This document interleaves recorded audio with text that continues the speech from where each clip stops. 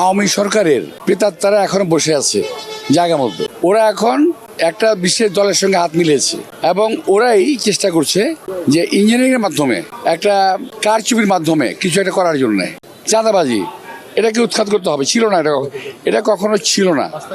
আওয়ামী লীগের সময় হয়েছে, 5 থেকে পরে এটা ব্যাপকভাবে বেড়েছে।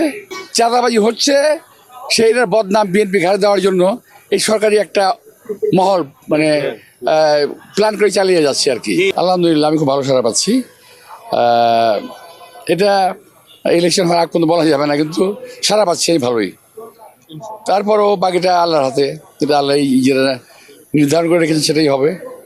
তবে একটা জিনিস আমি বলে রাখি, আবার বলি, আমি কয়েকবার বলেছি যে আমি আশঙ্কা করছি, কারণ একজন লোক বলছে জামাতের, উনি বলছেন যে আমরা ঢাকায় একটা সিটও তাদেরকে দেবো না। এই কথাটা কিন্তু সহজ কথা না। উনি কি সরকার?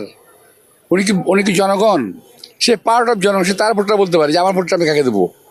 কিন্তু একটা সিটও দেবো না, সে তো ঢাকাবাসীর মা বাপ না ভাই।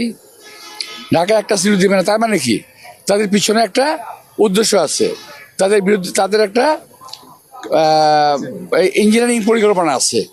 আমরা সেখানে একটু চিন্তা ভাবনা করছি যে তার এই কথাকে আমাদের অনেক ব্যাখ্যা দাবি রাখে, আমরা সেখানে ভীত। আওয়ামী সরকারের প্রেতাত্মারা এখনো বসে আছে জায়গা মতো।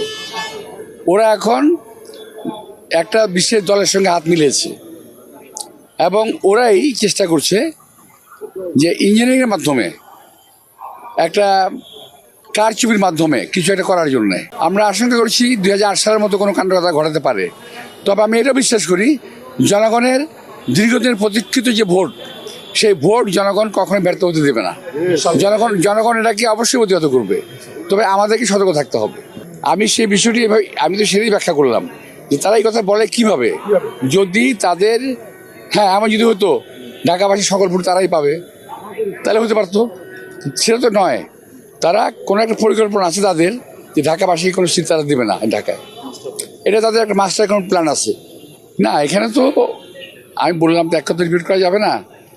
আমাদের এখানে স্টাইল হোক রুচিশীল, পরিচয় হোক রাজকীয়, e commerce platform palace of classy, যেখানে ফ্যাশন মেলে আত্মবিশ্বাসে। শীতের হুডি হোক বা গরমের আরাম, আমরা আছি আপনার পাশে। 100% অরিজিনাল প্রোডাক্ট, দেশের যে কোনো প্রান্তে ফ্রি হোম ডেলিভারি। অর্ডার করতে ইনবক্স করুন এখনই। Palace of classy, B classy, be confident. Development work যেটা আছে, এটা হলো চলমান একটা প্রক্রিয়া। এটা নিয়ে কথা বলার কোনো স্কোপ নাই। এটা হতে থাকবে, আমি থাকি বা গিয়ে থাকুক। কিন্তু যেটা নাকি আমাদের সমাজকে ক্ষয় করছে, এখন আমাদের ছেলেমেয়েদের নষ্ট করছে, মাদক, এটা একটা সমস্যা।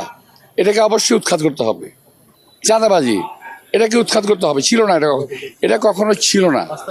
আওয়ামী লীগের সময় হয়েছে, 5 থেকে পরে এটা ব্যাপকভাবে বেড়েছে এবং আমি এটার ব্যাপারে ব্যাপক ব্যবস্থা নিয়েছিলাম।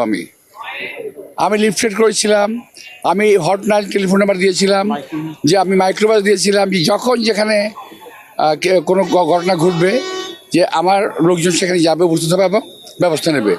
এবং সেটা ঠিকই ছিল সব।